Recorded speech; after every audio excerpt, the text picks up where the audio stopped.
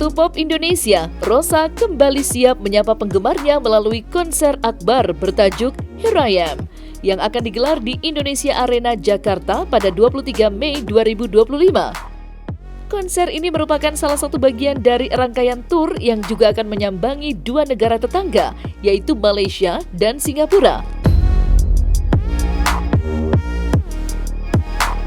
Konser Here I Am menjadi perayaan perjalanan panjang karir Rosa selama lebih dari 2 dekade di industri musik.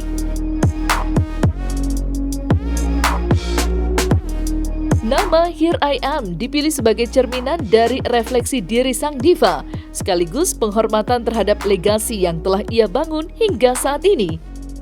Rosa ingin menunjukkan kepada dunia bahwa dirinya masih berdiri teguh sebagai salah satu ikon musik paling berpengaruh di Asia Tenggara.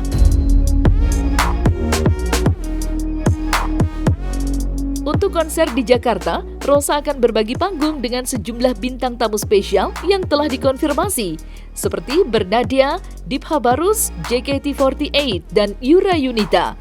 Tidak hanya itu, ada satu bintang spesial yang masih dirahasiakan, yang dikabarkan akan menjadi kejutan besar bagi para penonton.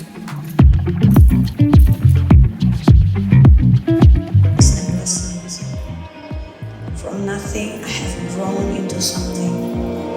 Terima kasih teman-teman media yang hari ini udah melapangkan waktunya dan juga datang ke sini ya. Ngabuburit bareng, Ca. Ngomong ini keren banget udah lama banget ya ke sini. Kuat-kuat aja ya. Kuat-kuat aja, tapi kalau mungkin ya teman-teman sedikit ngebahas tentang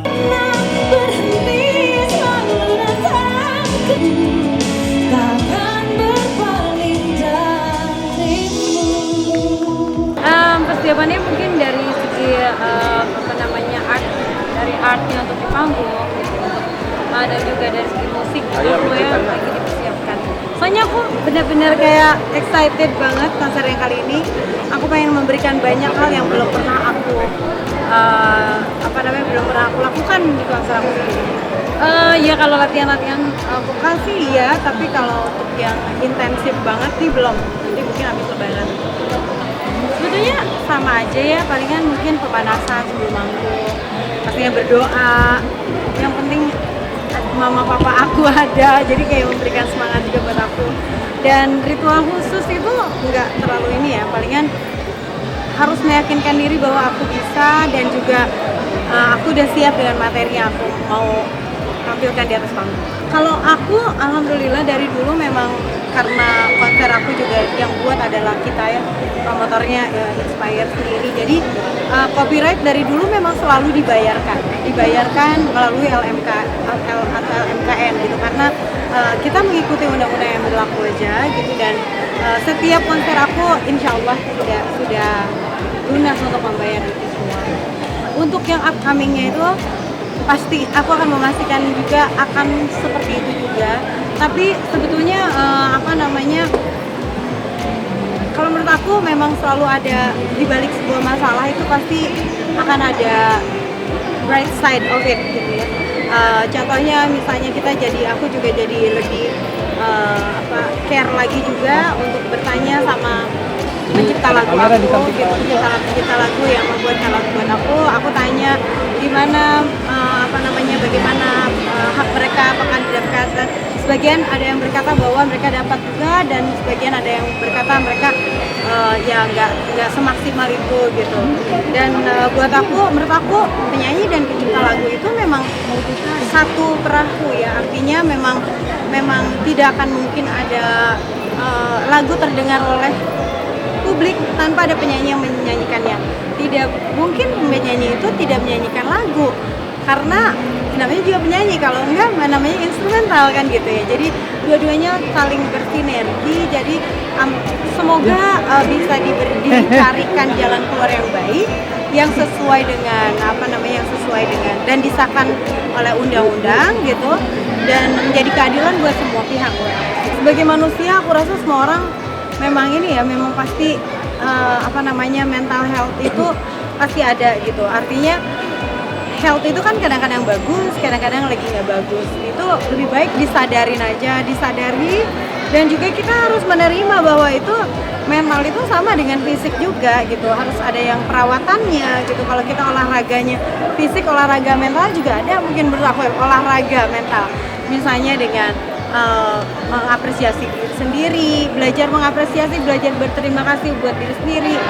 Beribadah itu juga sebetulnya buat aku kayak melatih mental supaya tetap kuat. Terus banyak lah sebetulnya latihan mental. Dan ketika kita down, pasti semua orang pernah mengalami itu. Aku pun sama juga.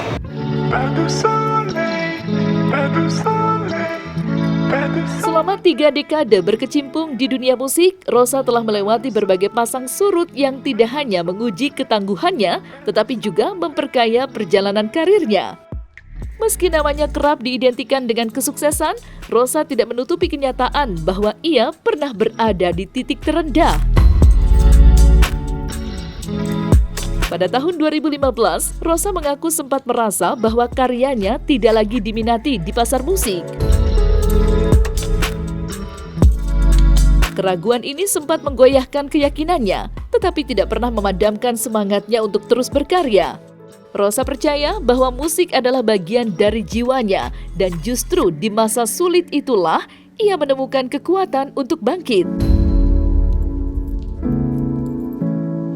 Dengan pengalaman panjang di dunia musik, ia tetap melangkah maju, menciptakan karya-karya yang berani dan relevan dengan selera zaman, tanpa kehilangan sentuhan khasnya. Aku pernah merasa bahwa aku sudah tidak berguna lagi dalam karir musik. Tahun berapa tadi?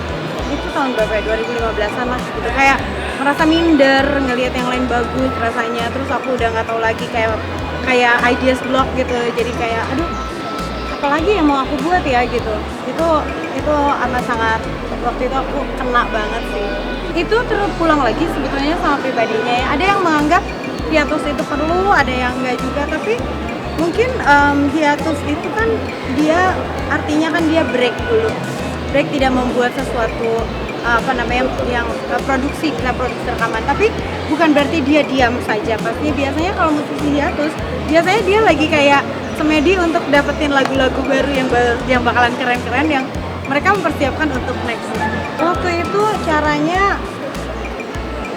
berdoa pastinya, karena aku rasa semua ide itu dari yang di atas ya. Dan habis itu nyari hal-hal yang aku belum pernah. Waktu itu rekaman di Amerika, itu aku belum pernah kan sebelumnya. Jadi itu salah satunya, dikasih sama Trinity untuk rekaman di sana. Dapat lagu dari Rian The Massive. Aku belum pernah sebelumnya juga menyanyikan karyanya Rian The Massive saat itu. Terus udah gitu bikin hal-hal yang belum pernah aja. Jadi itu kayak menimbulkan semangat yang baru gitu. Oh gini nih, project baru nih, seru nih gitu. Terus waktu itu juga terbantu banget lagunya Janji Langkandia itu jadi soundtrack di film I Love You from 38,000 Feet. Itu film remaja saat itu dan booming banget. Jadi pendengar lagu aku juga malah jadi berkembang, jadi banyak remaja dan anak-anak kecil gitu.